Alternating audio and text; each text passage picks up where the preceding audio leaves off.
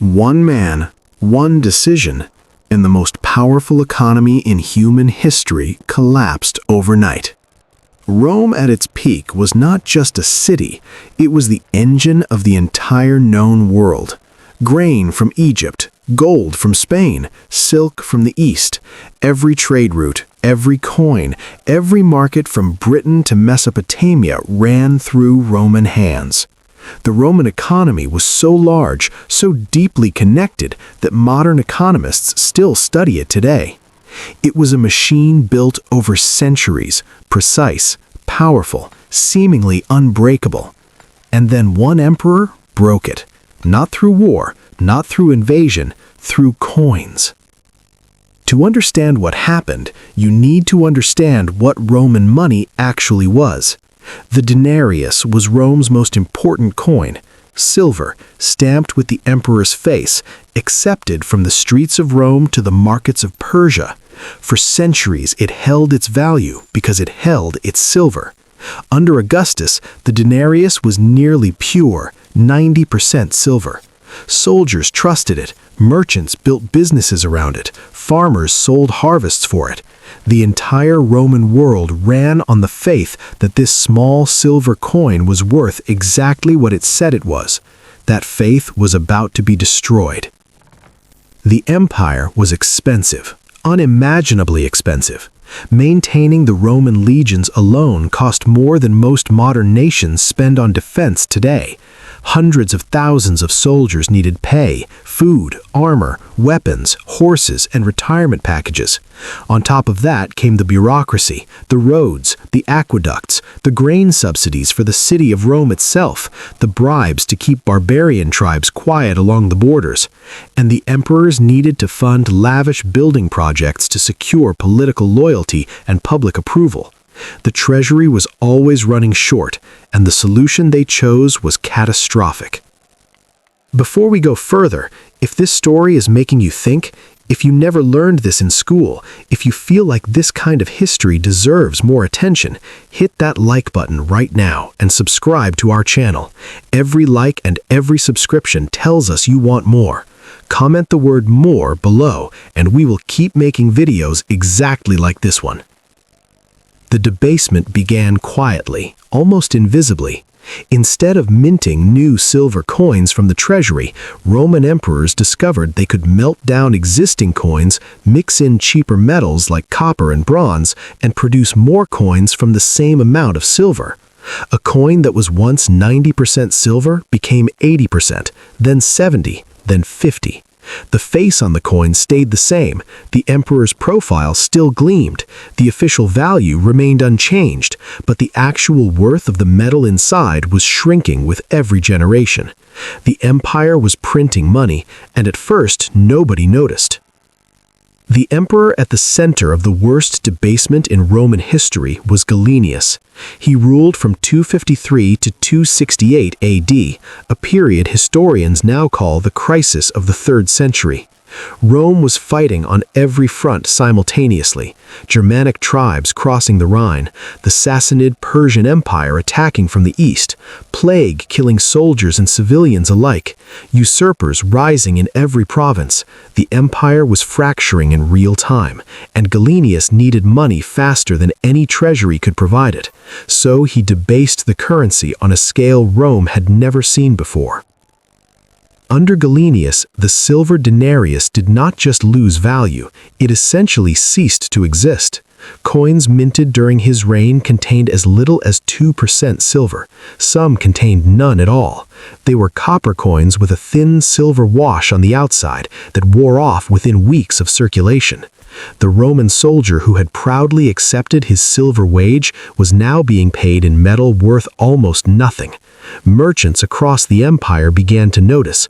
Prices started to rise, then they rose faster, then faster still. What Gallienus had triggered was the ancient world's first hyperinflation. Hyperinflation in the ancient world was not an abstract economic problem, it was a daily catastrophe. A Roman soldier's annual salary that once bought a comfortable year of food, housing, and supplies could now barely cover a month. Farmers who sold grain for coins found that by the time they tried to spend those coins, prices had risen again. Merchants stopped accepting Roman currency altogether in some regions, returning to older systems of direct trade and bartering. The beautiful, interconnected economic machine that Rome had built over 5 centuries was grinding to a halt, piece by piece, province by province, and the worst was still coming. The Roman army, the backbone of the empire, began to collapse from the inside. Soldiers who had not been paid real wages in years grew angry. Loyalty to Rome had always been partly built on the promise of reliable pay and a silver retirement bonus. When the silver disappeared, so did the loyalty. Generals began paying their troops directly from local plunder and taxation, cutting Rome out entirely. Legions started backing their own commander for emperor, not because of ideology or loyalty to Rome, but because their commander was the one actually feeding them. Between 235 and 284 AD, Rome had over 50 different emperors. Most were assassinated. The economic collapse spread far beyond Rome's borders. Rome's trading partners across the known world had built their own economies around Roman currency. Arabian merchants, North African grain traders, Persian silk dealers, Indian spice routes, all of them accepted denarii because Roman silver was universally trusted. When the silver content collapsed, those trading partners stopped accepting Roman coins at face value. They began demanding more coins for the same goods, or they stopped trading entirely.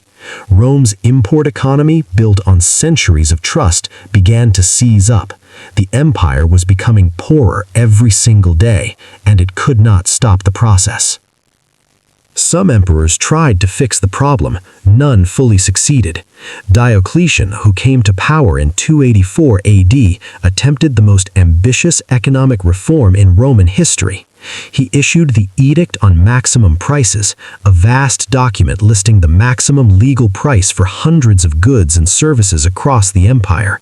Bread, wine, wool, a day of farm labor, a lawyer's fee, all capped by imperial law.